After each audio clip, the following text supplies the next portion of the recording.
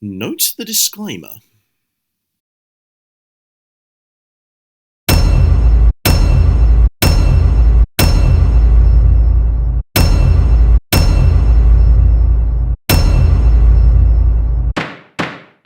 If I had a nickel for every time I had to watch CinemaSins review a movie with talking rats in a sewer, I'd have 2 nickels. Which isn't a lot, but it's weird that it happened twice. We French know the truth. The best food in the world is made in France. Francophilic propaganda is scored by an overture about Russia's victory over the French army. Confused yet? Also, anime narration. Except this is not narration. This is either a news broadcast or a documentary about Gusteau's restaurant. It sets up the context and primary idea of the film before we're introduced to Remy. Also, this is La Marseillaise, the French national anthem, not the 1812 overture. First of all, I'm a rat, which means life is hard. That's ratsist. And true. I mean, hell, imagine being a rat. I have a highly developed sense of taste and smell. But what is it that led to Remy's nose being so good? It can't be his love of food alone. There has to be a genetic reason or explanation, right? Why does that matter? It's not going to enhance the plot by just having that in there. It can just be there and not be important. Turns out that funny smell was rat poison. Suddenly Dad didn't think my talent was useless. I agree that it was sudden. It was only 30 seconds ago that you were telling me about your talent and your dad not respecting it. Now here we are. And yes, that was fast. Did you seriously miss the part where Remy just saved everyone's skin by finding out about the rat poison? Because if so, then yes, it would be sudden. However, we were given a hint of Remy's life story just before evacuation occurs. We gotta cook this! Now exactly how we cook this is the real question. Why are the rats only hanging around this one house? Is it really enough to sustain an entire colony? How the hell is this one elderly woman producing so much garbage? Granny's compost pit says, hello. You think that maybe we shouldn't be so... Mother Nature goes caviezeling and these rats get blasted off a roof and into the plot-propelling situation. Jeremy sends the beginning of the movie for narration, then narrates it himself cliché. That's worth these many sins.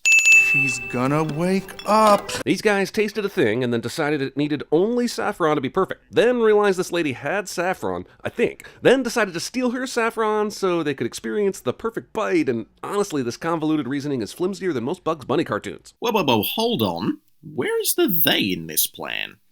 Remy's the one doing all the work here, while Emile is just unwillingly along for the ride. Also, how is this more convoluted than a Looney Tunes sketch? This is a further explanation of Remy's interest in cooking and recipes, including combining flavors and textures, like we saw when he took a bite out of the cheese and strawberry in an earlier scene. You read? Not sure if I should be more shocked at Remy reading or the brother only just now realizing Remy can read. I'm gonna have to stop you right there and preemptively say it would be the second one, due to the fact that these rats were anthropomorphic, just like in the Flushed Away Surf's Up B-movie and Cars videos I covered. Why is it that you refuse to suspend your disbelief about something happening in an animated movie?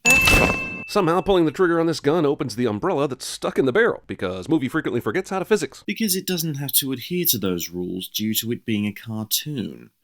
This isn't our reality. So Remy felt his dish needed saffron, and he robbed the old lady's house for it, which caused a chain reaction that led to the entire rat clan being washed away all the way to Paris. And none of that is ever addressed again. The movie wanted to get everyone to Paris and decided to show it to us, but it meant nothing. No one is mad at Remy when they meet up later on. Everyone adjusts fine to Paris. I suppose the old lady was snatched up by the EU's version of Medicaid and was probably lost or killed via negligence, but this whole opening is pretty meaningless. That probably has something to do with the fact that the Parisian sewers are more roomy than Grandma's attic, as well as the fact that the conflict only comes after Remy was separated from the clan and achieves his aspiration of becoming a chef. His two halves of his dreams and reality are also in a stalemate here. Also, Django's biggest concern was every rat making it out alive, and since Remy didn't follow the rest of the clan, he almost feared the worst until Emile brought him back down after the small feast outside the restaurant. How the hell is that book readable after taking that long-ass trip in the storm sewer? My copy of 50 Shades of Grey was ruined after I walked through the rain for 1 block. Oh! Well, that just tells me all I need to know about you. The sequence of the camera following Remy as he explores Paris is awesome. Really worthy of a sin removal. But it makes me wonder how the hell Remy knows exactly where to go at all times, without ever stopping to see which way to turn. His incredibly strong sniffer. Any other questions? Also, not removing a sin for this, even when you said it was worthy of it. All this time, I've been underneath Paris? Movie inadvertently writes the most salacious Gilmore Girls fanfiction ever. I'm gonna need some help for this one here. Luke, Vader, come over for a sec. Jeremy says something random cliche. Jeremy says something random cliche. Also, luckily for Remy and the plot, he emerged directly on a perfect view of the city to confirm his location. I mean, it's better than an obvious title card, but still. Okay, and? You see the River Seine and the Eiffel Tower in the background. So unless you were thicker than a blancmange, you'd know that this was Paris. Plus, this was for Remy because he didn't realise it until looking out at the city skyline. Gusteau's? You've led me to your restaurant! Lottery odds? I mean, here is a rat that loves Gusteau's cookbooks and suddenly finds himself swept into Paris and right to the doorstep of Gusteau's. And this shit is so unrealistic the Justice League mustache team sent a congratulatory fruit basket. Huh? What was all that? My mother, She died. That's right, kids. We've killed off 2 characters in the first 20 minutes of this movie. Jesus, even Die Hard didn't have this body count so soon. Well, Vader already provided evidence here about Die Hard's body count in the first 20 minutes, so I'll just show it here and let him explain. Exactly. 2 characters die in the first 20 minutes of that movie. This guy and this guy. Also, just because this is an animated film doesn't mean it's for kids. In fact, the same guy that directed this film, Brad Bird, did the 2 Incredibles movies and Mission Impossible Ghost Protocol. He's discussed this topic several times about animation being a medium, not a genre. And I happen to agree with that. I mean, Hellman's Mayonnaise, Sausage Party is animated, and it's rated MA15+ where I live. You've read my book. Let us see how much you know, huh? Which one is a chef? This entire scene of Remy identifying all the various kitchen workers, all very important, is purely expositional. Later on, this ghost is going to tell Remy he's not real, and Remy is talking to himself, so he's just proving to himself here how smart he is. But mostly he's letting the audience know. Talking to yourself is not a sin. Unless you answer yourself, then that would make you crazy. Movie notwithstanding, it takes a kitchen full of employees ignoring an entire station for several minutes in order for this magical plot-propelling soup to even begin to get made in the first place, which is even more damning since Remy pointed out that this was the Saucier's workstation. Where does f***ing Saucier go, huh? Extended cigarette break? Oh, wait, this is France. Welcome to CinemaSins land, where bathroom breaks don't exist. Make sure you take an Imodium before you enter. Also, Linguini grabs this piping hot pot of soup with no ill effects. I guess he does have talent in the kitchen. So you didn't see the handles on the pot? Zoota law, you would have flunked out of a cookery course on your first day. Also, you missed the real sin here, which is that a beanpole like Linguini couldn't have knocked this pot over by just casually bumping into it. As even if he's a klutz, he'd at least need some more force in that move. Like a full shove or something. I mean, I could say this at virtually any point in this movie, but how do all these assholes not notice this obvious rat? Well, Vader's got more expertise in this area than I do, but what I will say is if you're in a kitchen, especially a takeaway place or a huge restaurant like this, you'll most likely be rushing to get food out on time. You can't pay attention to millions of things around you when you're focusing on one task. I mean, in my case, I don't have 20 orders coming through, but I have cut my finger chopping potatoes and broccolini because I worried about how long I left a meatloaf in the oven. Man, this scene gets dangerously close to a bad Tom and Jerry episode. First Bugs Bunny and now this? It's most likely paying homage. Dude, all Linguini did was add some water, garlic, and leeks to the soup, so why is it immediately nauseating? Did you forget about the copious amount of salt and white wine he added, making it combust? Without soap, this act is meaningless. Even more so for rats than humans. Rats carry the f***ing plague, guys. While it is true that some rats can carry Yersinia pestis, which is the bacterium that causes the plague, the disease is more so spread and transferred by fleas. So unless Remy brought fleas into the restaurant, which I doubt he would, then he would mostly be fine here. Even though, yes, like a real chef, he should be using soap. What are you playing at? I'd like to point out that this guy is basically the primary villain in this movie, but even he just immediately admits and accepts that this soup is rad. And a true asshole would have called it disgusting and refused to ever let Linguini cook again. Instead, this guy knows the soup rules, but he can't accept the fact that Linguini cooked it, because he didn't. This guy gets a bad rap. I'm sending this movie for not making this villain more villainy. Not making this villain more villainy? Dude, he uses Gusteau's face to sell microwavable meals even though Auguste Gusteau had long since died. Not to mention the fact that it would be a massive spit in the face of his legacy. Plus, he keeps the fact of Linguini being related to Gusteau a secret from Linguini so that he wouldn't be able to claim rightful ownership of the restaurant, allowing Skinner to continue running the boat with an iron spatula. As for the soup itself, a critic tried it just a few seconds ago and liked it, so Colette and Skinner themselves end up trying it later and wear the exact same impressed expression on their faces. If Skinner just turned around and said the soup was revolting after making a face like that, that would be weird. I mean, Gordon Ramsay can tell whether a dish is good or bad merely judged by the facial expressions until he either swallows it or spits it into the bin. Also, I'm pretty sure a simple security camera would solve almost all this movie's conflict. Saucier would get fired for abandoning his station, and Linguini would keep his job as garbage boy once everyone saw the rat was the one that messed with the soup. Done and done. This is a modern movie, right? And one of the most famous high-end expensive restaurants in Paris, but no cameras? Not even to safeguard the expensive wines and other high-end ingredients? Okay, well, there's a lot of debate as to when this film is supposed to take place.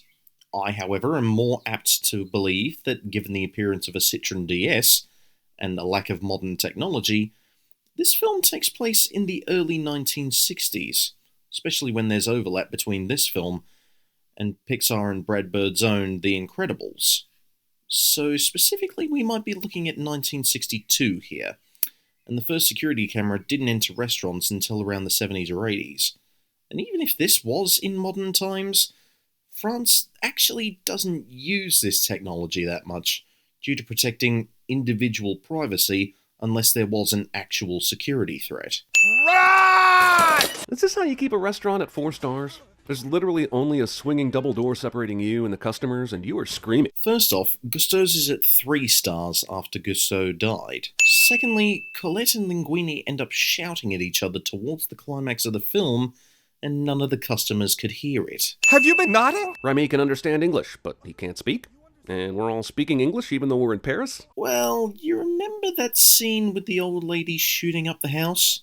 Remy can speak, but when humans hear it, it just sounds like incoherent squeaking. So while Remy can understand humans given his ability to read, his only method of communication to Linguini can primarily be done through facial expressions and body language.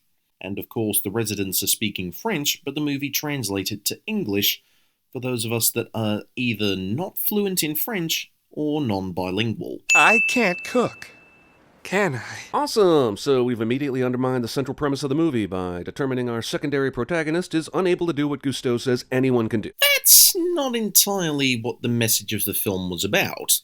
The key word here is anyone, not everyone. This is even explained by Ego near the end of the movie. Hey, they like the soup! Ah!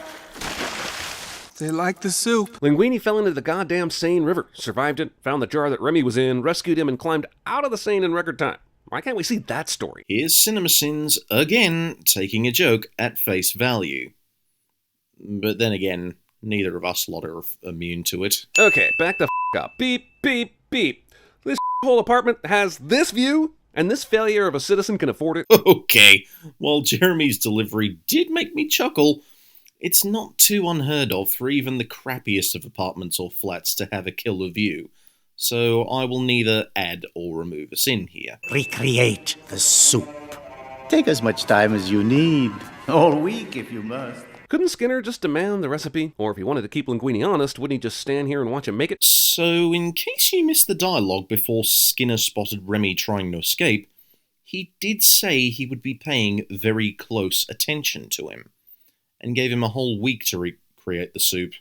He's a busy guy since he's the head chef in this place. I'm just familiarizing myself with vegetables. One can get too familiar with vegetables, you know. This is actually a pretty good adult joke, subtly thrown into a kid's movie, but it also means that at some point Skinner definitely stuck a cucumber up his ass. First off, sending something you like. Secondly, overanalyzing a dirty joke. The whole rest of the movie kind of hinges on this, but this is some bull.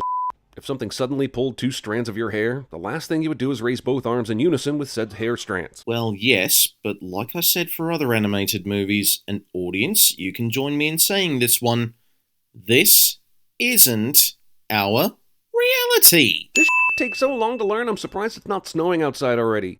Is there anything in this montage telling you how long it took? No? Okay, then how do you know how long it took for Remy and Linguini to do this?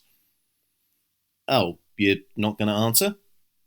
Well then, objection overruled. Congratulations. You were able to repeat your accidental success. This is verbatim what my college girlfriend said to me after our second time having sex. Gross. Gusteau makes Chinese food.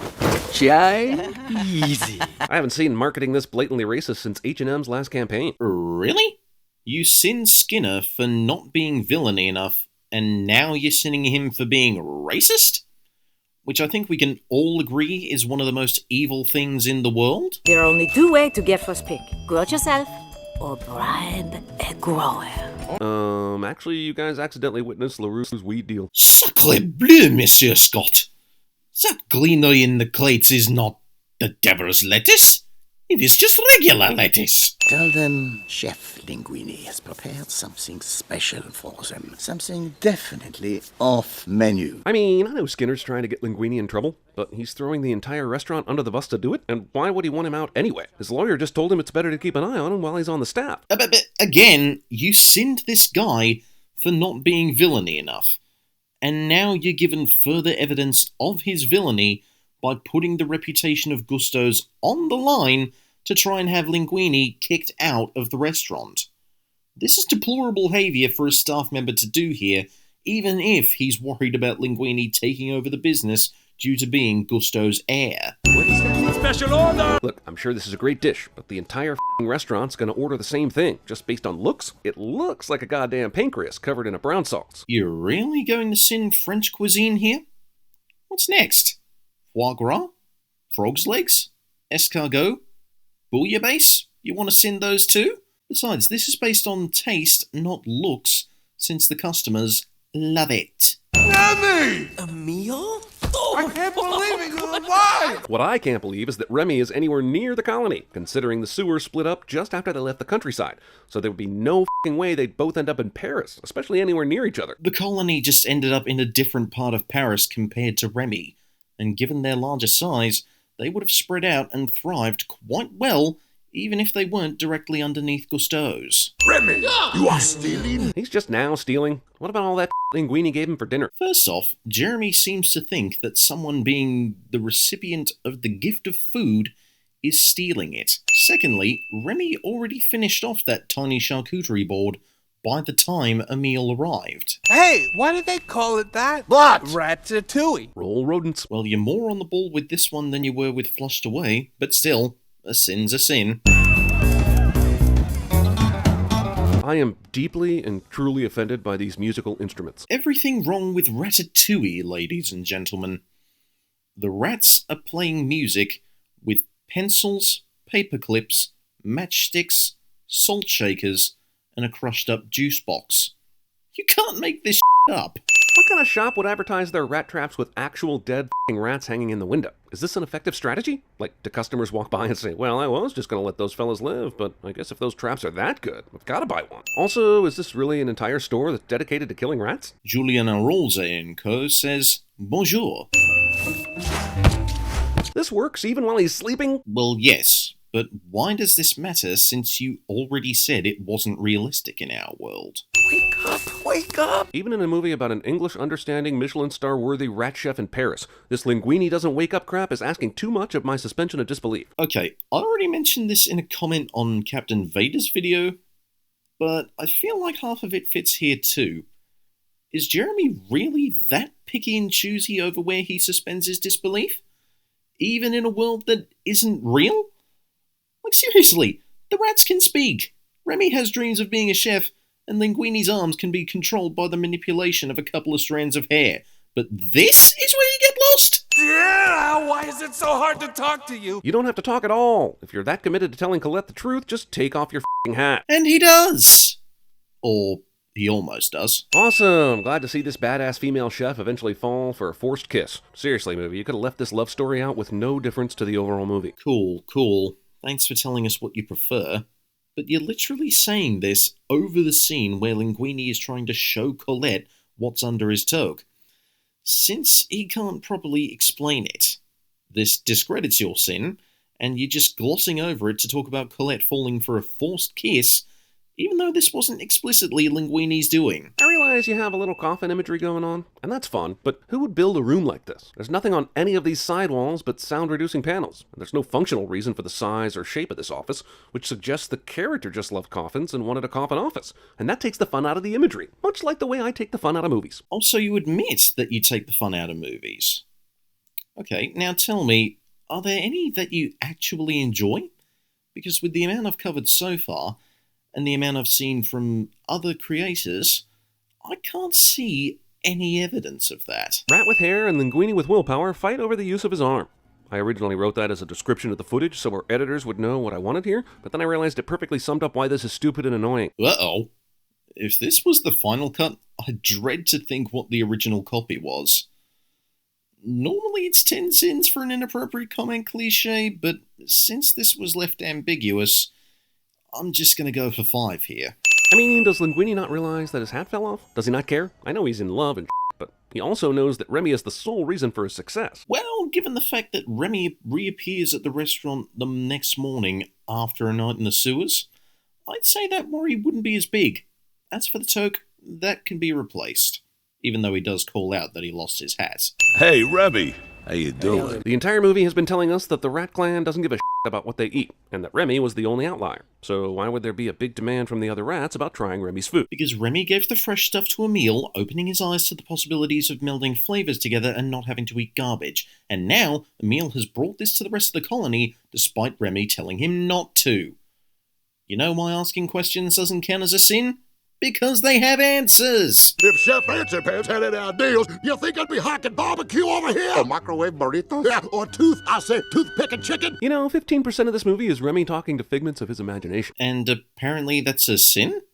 Pourquoi? Why would Linguini be filed with your will? This used to be my office. Classic not answering the question. Let me just remind you that this is all in Remy's imagination.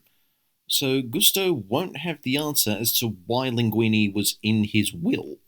But the movie soon will, freaking both Remy and Gusteau out, and yet that's not in your video. I wonder why. But why not just stay on the roof? There's no way for Skinner to get up there, and this is a boat. There's really nowhere to go. First off, Remy's objective here is to hand the papers to Linguini so that he can rightfully take over Gusteau's. Secondly, Jeremy says there's no way for Skinner to get on the roof, while literally showing that there is a way of doing that. I know this is an interesting story, but is the ownership of a local restaurant really dominating front page news? How about promoting the dock worker strike? That seems important. It's big news because Gusteau is a famous chef in Paris, and no one besides Linguini's mother Renata knew about the fact that Linguini is his descendant.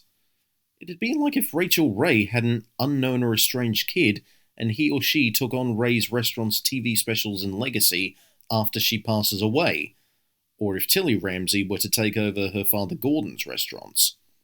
Not to mention, with this cult-like devotion to celebrities nowadays, anything they say or do, no matter how trivial, becomes news. Why the hell wouldn't Remy just ask Linguini for the food for his family? He's the f***ing owner now, right? They could supply the whole clan for very little overhead. They could, but Remy doesn't want to feed these guys. And Linguini probably won't be too happy about Remy's clan eating all the ingredients from the fridge that the chefs need for their recipes. Which is what we end up seeing later on in the film. I find her being a terrible, floppy, awkward skater, and Linguini, aka Pratfall Jones, being smooth as butter on skates, to be one of this movie's biggest and most insulting reaches. Or maybe this is to demonstrate that there are things that Linguini is actually good at? I mean, from the looks of it, Colette isn't used to roller skating like Linguini is. Meanwhile, Linguini isn't a great cook compared to Colette. Everyone has their strengths and weaknesses, and if we were all the same, there would be no uniqueness. I will return tomorrow night with high expectations. Why'd you give Linguini the heads up? Isn't the whole thing with food critics that they sneak up on you? I thought they even wore disguises and Well, since his latest review resulted in a star being removed and caused Takotsubo cardiomyopathy to Auguste Gusteau, this would be a massive event for everyone. especially the press. You're stealing food?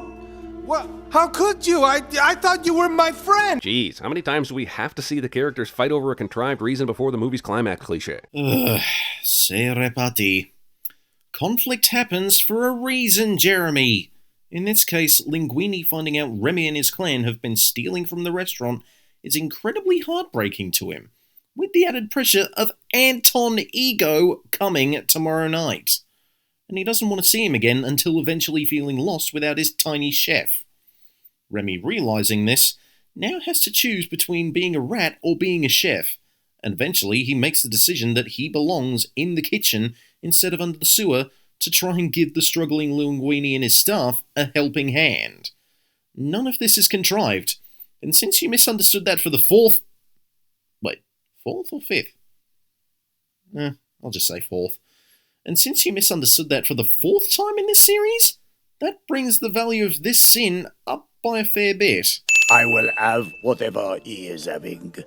This disguise and fake voice would not fool a single person that works here, at the restaurant where this guy was the boss for a long time. If it didn't work, they would have thrown him out already. But he's still there, and the waitstaff hasn't suspected anything, so this sin is overruled. How does this get solved if the car isn't conveniently parked under several freestanding gargoyles? I realize France has a lot of gargoyles, compared to America at least. But goddamn, are they everywhere? These are the most convenient gargoyles ever. And Disney made a movie with gargoyles that were sentient. Well, for using the Hunchback of Notre Dame to make your point, merci beaucoup. But like you just said, France has a lot of gargoyles. And if they weren't there, how else would Django and Emile have gotten Remy out of Skinner's car? Cute visual, but again, the problem with rats in the kitchen isn't literal dirt. It's disease and bacteria, but whatever. Why do you think they were in the dishwasher? And these rats don't look diseased to me. This moment is the best of Pixar encapsulated. Pure joy for the character translates as pure joy for the viewer. See Illumination? You don't have to rely on f***ing fart jokes in a kid's movie. Once and off. Looks like Jeremy has a heart after all. In many ways, the work of a critic is easy. Damn, this is our third narrator in this movie. Objection speculation. The first voiceover was for a newsreel about Gusteau's restaurant. This voiceover is Ego's review into his recent meal, which has changed his perspective on Gusteau's restaurant after Linguini took over. Meanwhile, Remy has mostly been retelling this as a story for other rats, as we see at the end. And yet, you sin characters for narrating and do the exact same thing yourself continuously. We thrive on negative criticism, which is fun to write and to read. Dude just unknowingly wrote our mission statement. Ooh, well aren't you just creative? Well, we had to let Skinner and the health inspector loose. And somehow never encountered any legal or ethical issues for abusing and imprisoning them. Ha ha ha, what a ripping good yarn that abduction story is. Ha ha ha. You say that as if the line wasn't being said over out of business signs being put up on the restaurant's front door. Conneries absolue.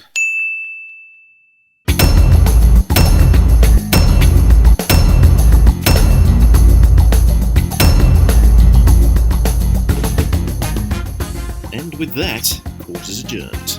Be sure to leave any more suggestions for CinemaSins sins down below, and I will see you in the next video.